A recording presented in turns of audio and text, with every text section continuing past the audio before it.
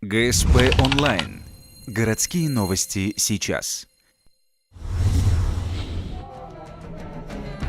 22 декабря, 11 часов. Мастер-класс от Анеш Джанелидзе. Знаменитая ухтинская певица проводит урок музыки с детьми от 1,5 до 4 лет. Из-за юного возраста дети не совсем понимают, что им нужно делать.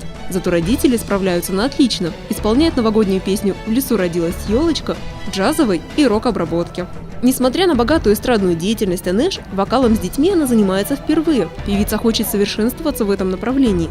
Ей интересно придумывать нестандартные задания и заинтересовывать детей музыкой. Она считает, что способности есть абсолютно у каждого, их только нужно раскрыть.